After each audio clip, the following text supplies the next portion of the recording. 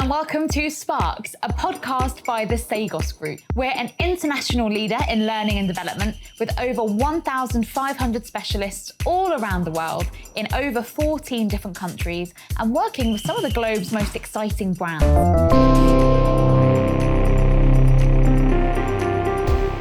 My name is Millie Gladstone and I'm your host today. I'm one of the senior L&D consultants here at Sagos UK, based in our London office.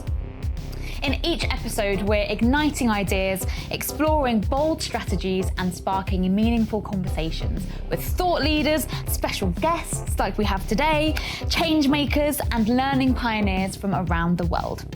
Whether you're leading teams, developing talent or driving transformation, this is your space to stay inspired and stay ahead. So thank you for joining us. Today's episode is a part of a mini-series that we're running all around the topic of leadership and management. And it's a juicy topic we're looking at today, all about leading when you're not succeeding. And the rhyme is excellent, we know. So I will warn you, I am on acronym watch today because in the studio with me, I've got two ex-regimental sergeant majors, or RSMs, as I'm sure you'll hear them be referred to. One of whom is a colleague of mine, Ben Heath, also a senior L&D consultant here at Sagos. And I've also got Ryan Rourke, and you are an L&D manager at the Royal British Legion, correct? Correct. Fabulous. Well, thank you so much, first of all, both of you, for joining me here today. I keep calling it the studio. I feel like I'm going to go with it. Sounds very professional, but it is quite a professional setup, actually. So yes, in the studio. And Ben, tell us just a little bit of your background, a bit of an overview of your role here at Sagos. Yeah, of course. Thanks, Millie. So I joined the army at age 16, came out the other end 24 and a half years later. Lots of stuff in the middle of that, progression all the way through the ranks to senior soldier and an RSM at the end, which is essentially the head of organisational development. Anything people focused sort of came to me in the end. Lots of experience in the world of training, learning and development, running experiential training and stuff as well. And I was in the signal, so very technical as well, which I don't claim to be anymore. Since leaving and joining you guys, I've picked up a couple of sort of main partnerships as a senior L&D consultant. So basically scope, design, deliver leadership development programs, and love doing like high performance type programs and workshops and stuff for clients as well. So that's me. That's what I do. Excellent. Perfect for what we're talking about today. And Ryan, over to you. Yeah, so similar story to Ben, to be honest. Joined the army at 18, did 22 years, reached RSM, same as what Ben did. I've only left the army 6 weeks ago. I've just taken up a role within the Royal British Legion as a learning and development manager. And what sort of that entails is, I'm responsible for looking after half the organisation, concentrating on their more bespoke training needs that a team may need, a department may need. So it's really exciting because every day is a little bit different. So yeah, that's me. Yeah, love the variety. Fabulous. Cool. Okay, well, welcome again. Thank you so much for joining me. I think what I'm going to ask, first of all, just to get us into the conversation a little bit, is what do we actually mean by leading when we're not succeeding? Because I think there's a few different interpretations. Ben, you're nodding. I'll come to you first. Come to me first then, yeah. I think it's achieving the goal, the outcomes, the mission, whatever it is that you're working towards when the chips are against you, everything's kind of stacked against you. I think probably most people experience something like that nowadays. Everyone's expected to do more with less. So a really topical kind of subject. So yeah, everything's sort of stacked against you. How do you get through stuff when the odds are against you? I think for me, it's like two trail of thoughts of it. So it's being aware that could be happening. Being aware that, and being at peace that may be normal. It may be, not everything we do we're going to succeed at. So being aware that, you may be in the moment, I think it's being able to take that step back, identify what you can do to succeed, not taking it too personally would be my advice for that. It's things like that are normal everyday life. Yeah, so a couple of different kind of definitions there. And I think, Ryan, what I was just thinking as you were talking there is sometimes we actually might not know that we're not succeeding until it's too late, right? So yeah, being aware is kind of the first step. So have you got the right KPIs and the right goals and milestones to help you know when you are succeeding, so you don't have that crushing realization of, oh my gosh, how did we get this so wrong? So today, I think, Ben, probably your definition of when the chips are down, things aren't quite going right, what do we do and how do we get out of that situation to make sure that ultimately we do succeed? Fabulous. Glad we just established that before we kick off. Okay, so I'm going to start off by asking you a little bit about your personal experience with this topic. So tell me about a time where you've maybe been in this situation and how did you handle that? Yeah. Do you want to go first on me? Yeah. So, I mean, I've got one example that kind of stands out for me, really. I went into, obviously, we moved jobs in the army typically every 2-3 years, and I went into one, and I was a permanent staff instructor in a reserve unit. So there's kind of skeleton permanent staff there. When I came in, post had been gapped, and previously, before that, there were kind of personality conflicts and stuff. The tricky part was the organisation being reservist. You rely on them to do a lot of stuff, and if you haven't got them, you haven't got the workforce. And so you're still... And reserves are the people that aren't formally part of the army, but So they sign up, they come in on a Tuesday or Wednesday evening, and they do... It's like 28 days a year. That's their commitment. Cool, and some more, some slightly less, perhaps. So if you haven't got the people there on board, I mean, trying to achieve the same standards, if you look in, certainly in in logistics, your LEA, your... I can't even tell you what that... Acronym what? I told you. Land Equipment Assurance, is that what that was? I think so. Yeah. But you look at the different assurance checks and policy checks and stuff that happen every year, like trying to meet those, especially in signals equipment and stuff. Like, if it's not been maintained correctly because you haven't had the people there, you've got one person trying to manage a whole group's worth of equipment. It's a real challenge. And so my experience was coming in, people weren't bought in, people didn't really like previous people that were there, all these kind of personality conflicts. And so you had to really rebuild trust. You had to entice them in because they're giving up their spare time to come in. So you had to make stuff interesting, relevant, exciting. You had to be likable. There was quite a lot that you had to do.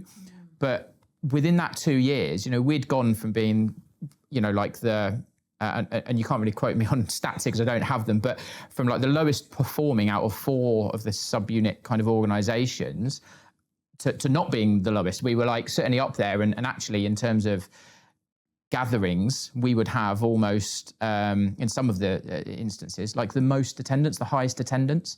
And that's kind of how I measured my success, in the attendance that we had, because people were buying into me and the team and what we were doing, and the redesigning of their training and all the other bits that we were doing. So just really kind of corralling people in to come and do the job. And I think a lot of that was personality based, Yeah, wow, what an achievement. So I'm going to just unpick that story a little bit. So I guess you're coming in that situation to almost a team that is already kind of not succeeding, would you say, or part of the organisation that wasn't succeeding, and it was your job to help make it successful. So did you have, apart from the kind of engagement and people turning up, did you have any other like goals or sort of KPIs that you were measuring against? Yeah, I mean, well, we had an extremely demanding commanding officer, our boss, who obviously does not want any of part of his unit to be failing any of these kind of, attendance standards and relevant assurance checks, because it looks bad on him ultimately. So he wants us to get back on track and to really bring that in. And the way to do that, that was to get people on board. And so that's where I really sort of focused my efforts, getting in amongst it, working hard with them and doing stuff that they would like and that they would find interesting as well. So that seemed to work. Yeah. Fab. And how about you, Ryan? Is there like a moment or an experience that springs to mind? There's quite a few experiences, to be fair. Love it. That's what we're here for. But I think like the one that jumps out is probably one of the most recent ones. So my last role before leaving the military, turned up. It's one of the biggest units in the army. there was approximately like 200 people that weren't fully deployable. So, the unit's still getting the same amount of work for 900 people, but you've got 700 people that are doing the work. Wow. So if you think over a period of time, what that would cause to a team. Same people going away all the time, almost created like an us and them culture. We've got being in the army, being away from family, children, etc. It's not nice. But when you've got certain people within the unit are never going away, getting to see their family all the time, not missing, key milestones, the same as the other people. When they're going away all the time, it become a bit of an issue. And I was able to, like, the number was far too high anyway, but being able to, on arrival, identify that this isn't just like a high number of people that are non-deployable. This is affecting other areas. So ultimately, it was like looking like, there was loads of closest things to the crocodile, closest things to the crocodiles to the boat. Yeah, crocodiles to the boat. But that was sort of like one of the things I looked at straight away, where it was like, because if we can improve that, we can 100% improve, the performance of our unit and in a number of areas. So getting those non-deployable people to a state where they are then able to be deployed. Yeah, wow. Some people to, potentially leave the military, but, ultimately trying to fix as many people as you can because the level of work is not slowing down. Still getting 900 people's worth of work. It was being able to like look at that, work out a plan was the first thing.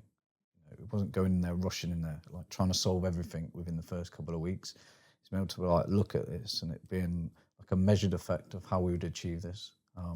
I come up with a plan, thought about it, but then it was really important that I had the key stakeholders involved in it as well. So brought them in, told them what I thought the plan would be, what would be the milestones that we'd to check ourselves that we were on target. Having them buy into it and feeling part of the plan, similar to what Ben was saying, go from being the lowest number of, when it comes in like key metrics that you're measured against, and 200 was roughly the number. Within sort of a year, that number had come right down to a manageable amount, and we've definitely seen on the climate assessments, interaction with soldiers that life was happier, and I believe that was one of the areas that we identified very early on that improved that. Yeah. That buy-in is so important. But yeah, I think what you're talking about there is the kind of emotional impact and the emotional side of it. Like that's one of the, when I was thinking about this question, or the topic for today's podcast, one of the other things that came to mind is actually how to lead, or what happens when you're personally not succeeding or people on your team are having a tough time in their personal life. Yeah. So the fact that there was that division of, oh, I get to stay with my family and they're all, that us and them mentality of the people that are then being deployed and not being able to see their family. That's a really hard bridge to cross back over to, isn't it? And I feel like that probably happened over a long period of time. So you think the damage of that. So 200 people all of a sudden like just can't be non-deployable. That's happened over a long period of time. So you think that, in my head, I wasn't obviously there, but how I imagined it was how them relationships have been affected over that period, and probably it might have caused a bit of toxicity with that happening 100%. Over a period of time, getting to that point. But I definitely feel that what we was able to measure it against, and the numbers coming down, I think we got ourselves into a better position. People seemed happier. Yeah. Yeah, sometimes that's one soldiers of the best are never metrics, happy, isn't it? Do you know, like soldiers, happier. Yeah, that's a small. The comparative is important. Yeah. I think it's important as well to highlight the fact that like where the impact that those people that are undeployable or non-deployable are having on the other people, and they don't always realise that. And I always found that as a powerful way to when explaining it to them as well, because we don't always want to, like people aren't messing up or doing stuff on purpose. They maybe just don't understand the impact and that other people it's having on other people. Other people have got to pick up the weight. We've still got the same amount of work. Yeah. If you can't do it, somebody else got to do that. Yeah, we actually designed a digital simulation for one of our clients recently, and they had to basically manage a team as part of that digital simulation. And one of the sort of challenges we put in there was a kind of toxic person who was not on board with any of the changes. It was bringing the rest of the team down. And we built into kind of the scoring system, the managers that made the decision to get rid of that person, their score went up, and to hire someone else in, because they're becoming a bit of a life sucker and a bit of a drainer. But it can be really hard to catch in real life. Obviously, there with 200 people, the effect is maybe amplified because it's such a large number. But yeah, have either of you ever seen that kind of more on a smaller team level anyway? I have. When you started saying that, the phrase that came to my mind was hire slow, fire fast, which is what a lot of people say, certainly in the kind of entrepreneurial space, about getting people on board that are a good cultural fit, rather than people with the right maybe skill set that you then can't get on board with what you're doing. But I mean, I think in the army it's a bit more difficult. I mean, you can get rid of people. There are standards and all those things.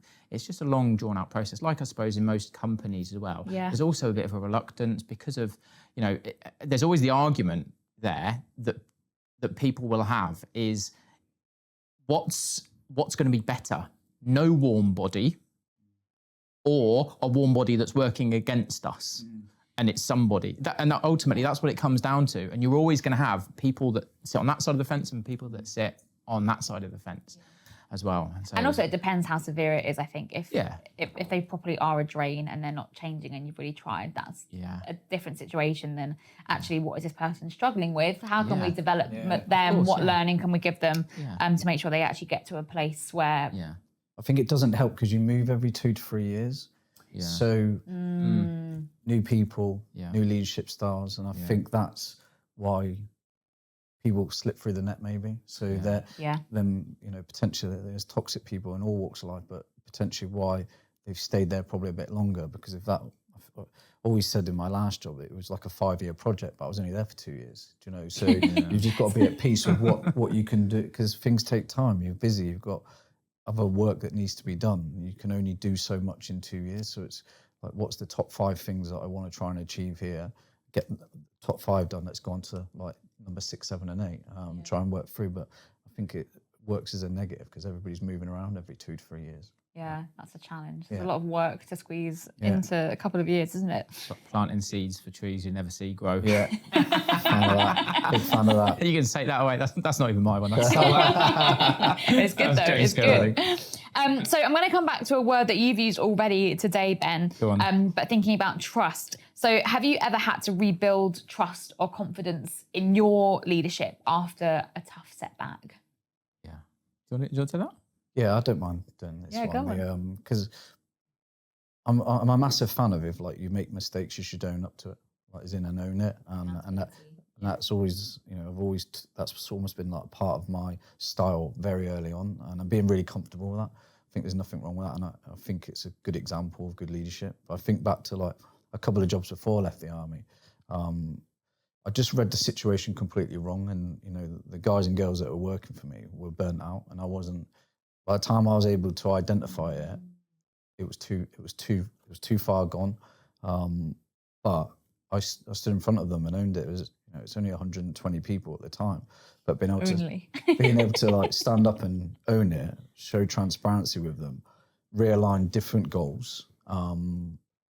Instantly, everyone was on board. I think that I'd shown that vulnerability to be able to say, I'd been in the army 18, 19 years maybe then, but still be able to stand up in front of people and say, I made a mistake there, but this is now the new goal. This is how we're going to do it. Please come with me. And it worked really well, having that approach. It's linked to the trust for me. If you ask different people about leadership and what their views of it, an important pillar for me is trust. The quicker you can get the trust, and maintaining the trust is really important, and not losing the trust. I think I could have lost it there if I hadn't have owned that situation. It was down to me, but owning it meant that I maintained that trust, which I think is really important. Yeah, so a bit of that human vulnerability, that transparency, but also then how are we going to get out of this? Having that plan kind of already set in your mind, so you had something to say, okay, this is what it's going to be moving on to, this is the future state, and this is why it won't happen again. I think it's like trying to set the best example you can, because I've took like so much of people's makeup that's made me, and if there's people can learn some of my lessons, a lot further ahead of their career than what I did, then that's what you're meant to do. So all I was hoping with having that approach of it, one, I thought it was the right thing to do, but two, also that at all levels, if they made a mistake or something, that they would own it as well, and that would be fine. So that's what I tried to do, tried to replicate. But yeah, it was my fault, but I thought it was important to own it. Yeah, for sure. So powerful as well, like where you're owning up to a mistake that's had an impact, like a fairly sizable impact on somebody else, and they, you know, can't help then but probably empathize with you standing up there in front of them, and the guts it's taken to do that. Yeah, it was still an uncomfortable moment, but no, of course. it was the right thing to do. And you know, everything, you know, it comes back to like the morals or whatever, what you stand by. The morals for me it's always about doing the right thing. I've got a small example. When I was a squadron sergeant major, so we had about 130 people in the team, and kind of organisational development lead in kind of better speak, I suppose.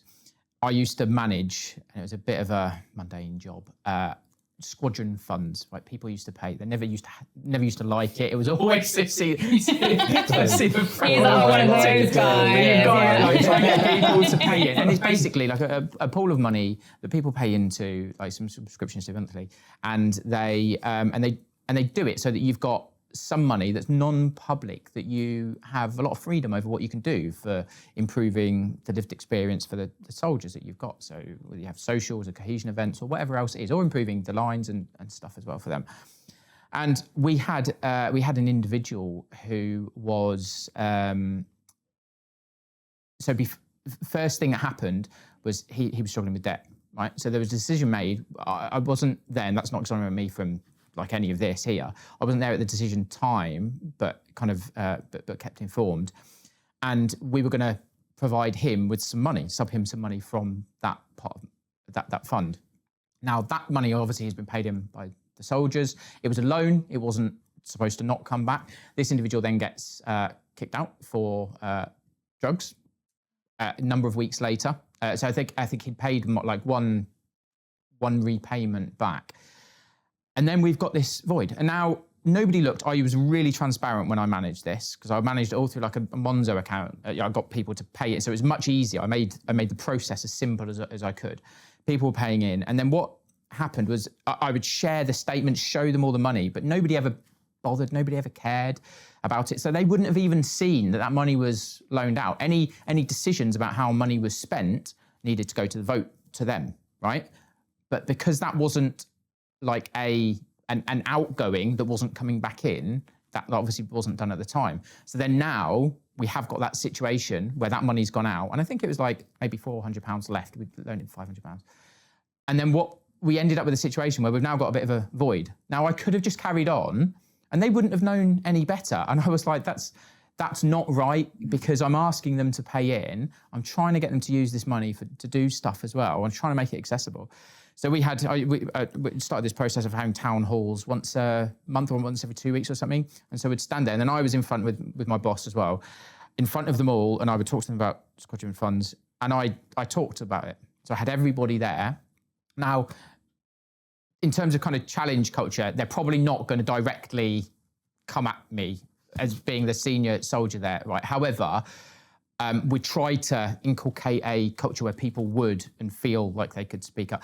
And I did manage to get some out of them. Like there were one or two that kind of commented about it. And then somebody had said, oh, why didn't we know about it? And then what I found was my corporals, and so just under kind of line management level, they were then answering for me, right? And I found that so powerful that I then had this level of individual that I'd got a really great relationship with in my team, who were then sticking up for and explaining the decisions I'd make without me even having to do it, and even explaining it to them.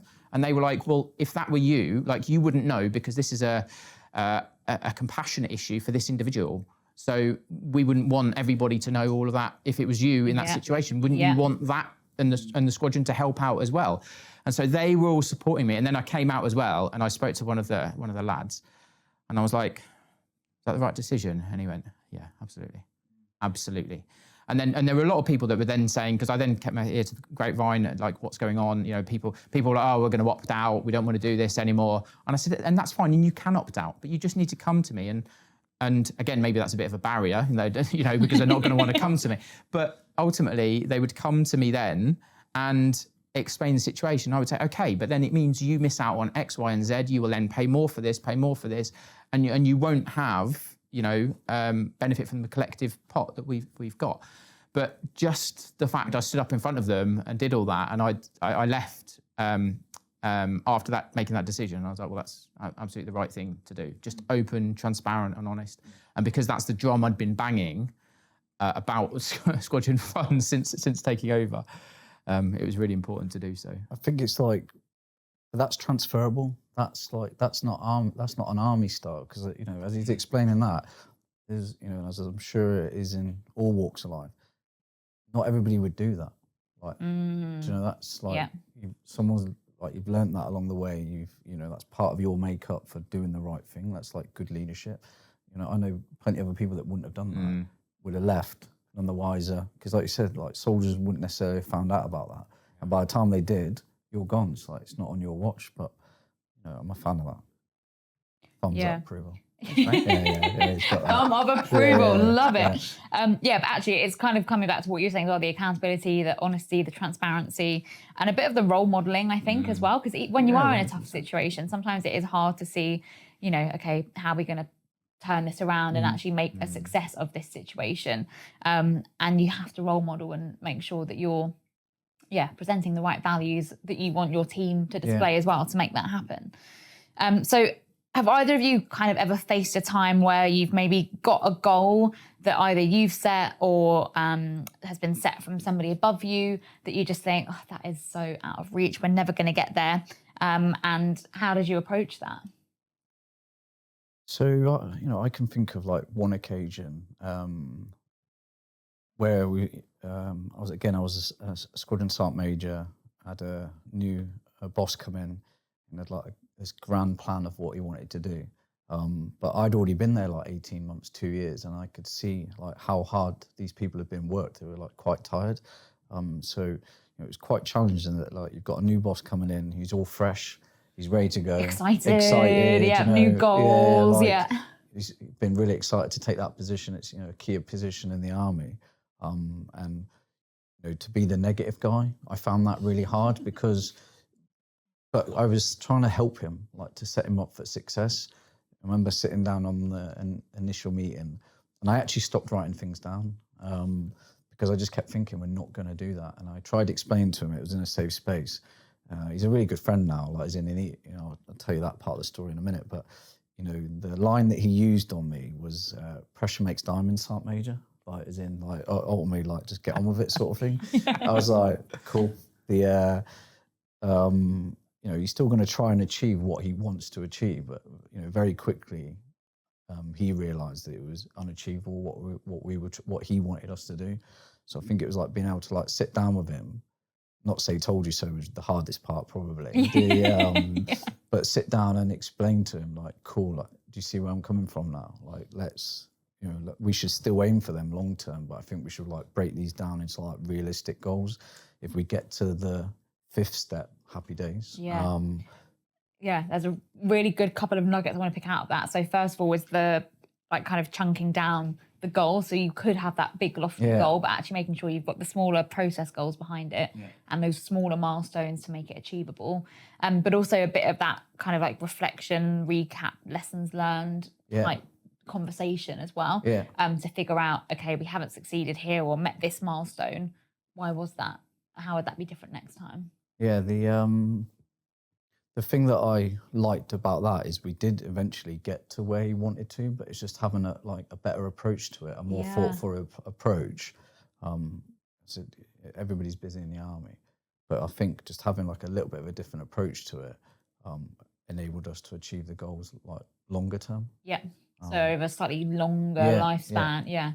He jokes about it now because I remember we was in like the south of France and like he made a joke about himself. Like, so, you know, we still laugh about it now. Like when he's saying, because he's still in the army, he's in Texas at the moment, I was messaging the other day, but the go-to joke that we have is when he's saying he's having a hard time, I'm like, pressure makes diamonds, mate. You know, like, just get on with it. So, but but it's like a nice lesson. It was like another one of them nice lessons that I learned, he learned, and you're able to like translate that and try and cascade that down. Like, mentioned that story before when, you know, when I was in my last role in the army, like I told that story, like you're gonna, to my sergeant majors, this will repeat itself, but you'll be the main character this time. This is the approach I had. This is what I found, what worked for me. Again, trying to give people advice to help them. Yeah, bit of storytelling. Yeah. And I think, it's okay to be ambitious. Yeah. It's just be ambitious, but realistic. Yeah, realistic goals. Yeah. How about you, Ben? I was just thinking when you started talking, I didn't want to interject, but you're like about being the kind of blocker, and I was like handbrake, like that's how And I've been referred to that as before morale hoover, all that kind of stuff, and it's because you're the one saying like, nope, never going to do that. Nope, that's unrealistic. Exactly. And I was having a conversation with a friend of mine a couple of weeks ago, just about a similar sort of situation that they've got where there's just so much and it's really exciting stuff to do and we want to get after it. But again, achieving more with less all the time, the resources, the burnout, like are you picking up on all of those things? And I think a big part of that for me is if the system, if the foundations aren't solid, aren't stable, like it makes it all really, really difficult because you haven't got that basic foundation to fall back on a lot of the time. It's okay to you look at action-centered leadership, task, team, and individual. Focus on the task a bit but you've got to come back. You can't just sit in that space sprinting for all of that time because somebody comes in 2 years, they're sprinting, and you've got other people there for 3, 4, 5 years. It makes it's that red line. It's like it's a time and a place to dip into the red line and then coming back out of it. And just again, the handbrake's so true. It's like because. Making sure you're not redlining too much. If you redlined your car, the engine's going to blow up. That was the way I tried to look at it. I think, like I was saying to Ben before, I think that the way that's worked for me to get around that, and I don't even know where I learned it, where I got that little nugget of information from, but like being able to set your stall out early. So every time going into a new role with a new boss is to set the stall out. And one of the things I would always say is that you'll always get the truth from me. So like, if I'm telling you something's good, it's good. If it's not good. So when you don't know someone and you lay that stall out, it's always something that you can refer back to. And I think of that story there, example that I gave, I was able to refer back to that. I said, I remember I'd tell you if things weren't good, this is my job. So to be able to bring them back to one of your first conversations that you had of what you would do with them, how you would support them, they still don't like it, but it was an easier pill to swallow, I think. Yeah, and you've set those expectations really early as well. So I guess we've spoken a lot about maybe how to kind of get out of that situation where the team or whatever the situation you're in isn't succeeding for various reasons. But what happens when it's maybe a kind of individual or a smaller group of people? How do you make sure that they kind of don't make that big mistake again, but without putting too much blame and making them feel like a failure, basically? Because it's a hard balance to strike sometimes if there's been a big mess up. Yeah, I mean, you're into the realms of those difficult conversations at that stage, aren't you? No matter what level you are, it's not nice to have those conversations, but they absolutely have to be had because you've got to nip it in the bud early to get people in, get them to hold the line, something I was saying earlier, and get them to just meet those expectations. And I think when you get them in, it's all about almost like that first impression. There's only one chance for first impression, And when you do that, it's about your approach to the conversation. If you show them it's okay, right? People don't mess up on purpose in general, right? That's obviously not a sweeping statement. In general, some people probably do, right? People don't mess up on purpose. So if you go in with that attitude, a bit optimistic that they have actually just genuinely messed up, they're not trying to upset the apple cart and everybody else. And then you talk through, the impact that they have. Let's go back to your example about not that they're messing up, but they're not performing, they're, finding it easy to kind of coast. But you then say, well, actually, by you doing this, you've had this impact on all these other people, and then highlighting that to people. And I think one thing I've certainly found is people really do not understand the amount of impact their influence, or the influence of their decisions, has on other people. Obviously, the higher up you go, the larger that shadow and influence is on people. But even at kind of the more junior levels, like as a member of a team, especially when you're doing more with less, like you take one cog out of the machine, and it means everything else is working so much quicker. So it's about how you convey that to them. But you've got to make it open for them and allow it. And also, in some instances, well, I've done that before, right? And we all do this. We're all fallible. We can all make mistakes. So showing them that it's okay, and then what can we learn from this? Don't, if it's done once, it's an accident. If you do it again, well, then that's a bit more of a decision, isn't it? So. Yeah. So taking, again, those kind of lessons learned, it's okay to fail sometimes, and kind of it's more about what you're going to take out of it and how you're going to stop it from happening again. And what about if morale is kind of slipping because the team is aware that, okay, we're not really performing and it's been a few weeks now and we're kind of getting messages that this isn't good enough? How do you stop morale from falling? I think like the first thing is like be at peace. So that's is a normal thing that happens like most days. I think like what failure? Yeah, but morale goes down. That's that's normal. I've seen people overreact to that. For me, if you still need to do something about it because you want that team performing, I think morale being a good component of that.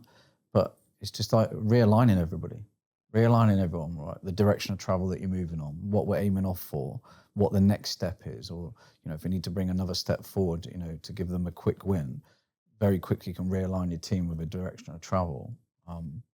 Tends to work. It's also a bit of a shared experience in that as well, isn't it? And that brings people together, that belonging and stuff as well, isn't it? Especially when you've got stuff going on. Yeah. People are all going through that together and making sure they feel like you're part of that as well. And so it's not you and you're not affected by it. Actually, they can see you're affected by it, but actually it's all of us. We're all in this together. Yeah, and actually sometimes a failure can be a really good opportunity to rebuild kind of confidence and trust again. Yeah. I think about some struggles we've had on a client project, for example, where something's happened, there's a mistake that's been made or whatever it might be.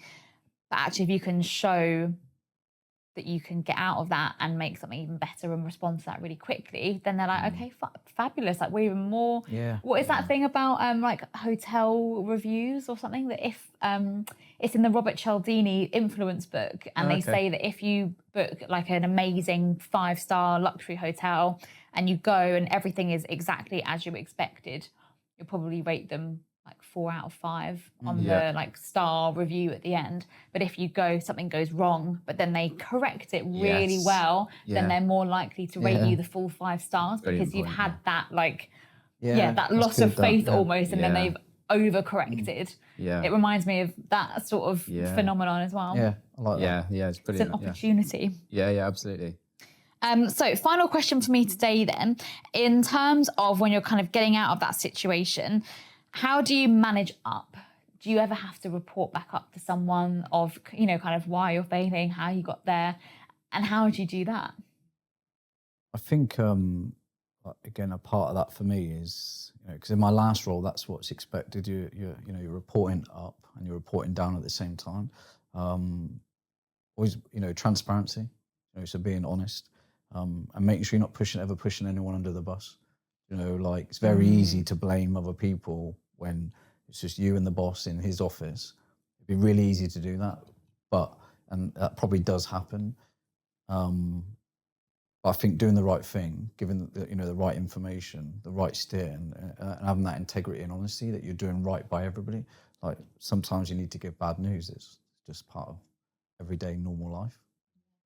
Yeah, the thing I'd add to that as well, in my experience, is kind of what I always found useful to do at the start is, our job as the RSM is not to make the decisions ultimately.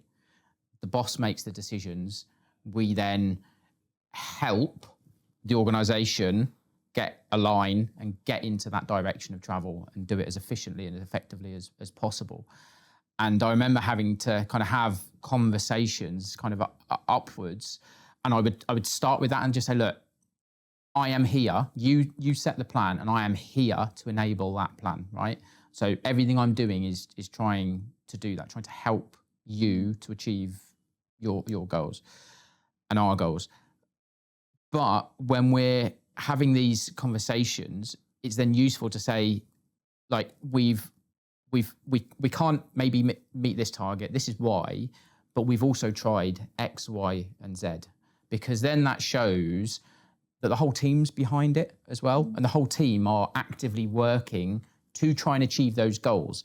I'm not just coming to you with problems. I'm coming to you to show you with some solutions, asking for more resources, for more workforce, whatever it is as well, to try and get what we can in order to achieve it. But it's the stark reality. So again, it's another difficult conversation, speaking upwards, isn't it? But you've got to go in with a hard truth. This is where it is. But we have also done all of this. You know, we are on board. We are really active, and we are proactive in trying to think outside the box and find a different way to do things. I think like I never experienced it in my time as RSM, but I've heard stories of people that had, and you know, we're in a privileged position, and, as all RSMs are, that you can literally go into the boss's office. You don't need to wait for an appointment. Like you can walk in. It's, you know, that's the sort of relationship you have. You are in a position where you can speak a bit more freely, and we always had the arrangement that, you know, could speak very freely. And I was always told that the challenge is welcomed, but if at any point I'm like he sticks to his decision hypothetically, I always had to imagine leaving the office and selling something that it never happened to me, but it's always one of them things they tell you that, like, ultimately you can be the person that challenges. And I thank God I was never in that sort of position where I had to then go out and sell someone else's plan. I'm sure that does happen. I imagine that would be quite hard to then go back down and try and cascade something, try and sell something that's not your plan, that you know in your heart of hearts you don't agree with. You know in your head that you've tried to fight this off, but you can't tell them that because you're torn between that loyalty. I was lucky I had two really good CEOs. So, and how, like the size of the impact, like the ripples, if you came out of that office and you were like, they want us to do this. I'm sorry. Like, you know, that is, you have to be united. And even like the Regimental Sergeant Majors course that they run now, which was a fairly new thing, I think, you know, been going a few years when we were in, but they harp on about the power of that relationship. They really do. Like, it's so key that you're both on the same page. Even being seen together. Yeah. Do you know, like the impact of that that relationship on an organisation is how key it is, just them two people being seen together. Like literally standing next to each other. Yeah, do you know, like, so my boss before I left, literally. But my boss before, he turned up at PT. So he'd been the CEO for like 2 weeks.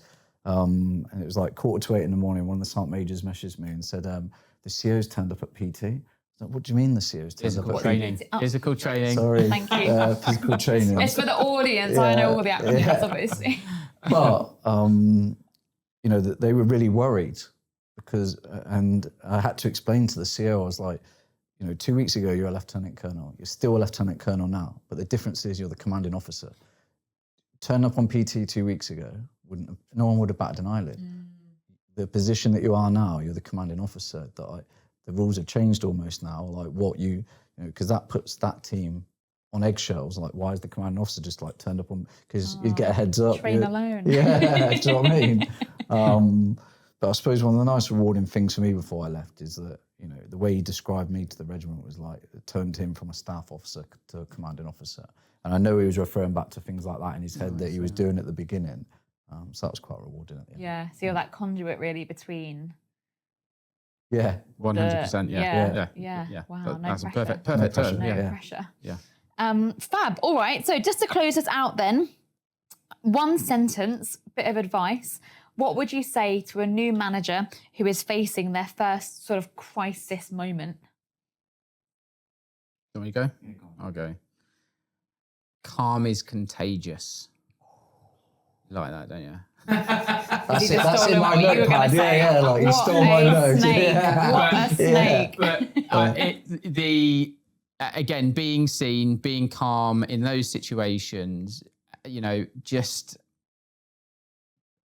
being able to control your emotions and be seen to have some kind of idea of what's going on, whether you need to ask for support from other people or get other opinions as well. I think that it's contagious, because if you're flapping, if you're panicking, everybody else is going to be like, especially if you're senior and that's happening, everyone else is going to be like, well, if he didn't know or if they don't know what we're doing, what's the other situation? So obviously Ben stole my catchphrase, Yeah, so obviously. I can't use that now. Quick, think of another one. But I think for me, like, don't panic.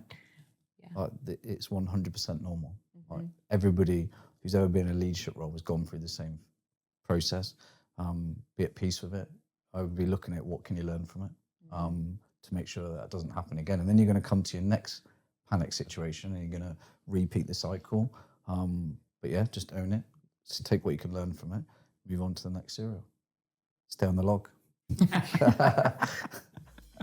Great. Yeah. Well, thank you both so much for joining me today. What an insightful conversation. And if you've liked what you've heard today, please do make sure to give us a like and subscribe so you get us wherever you're getting your podcast from. And we'll see you next time.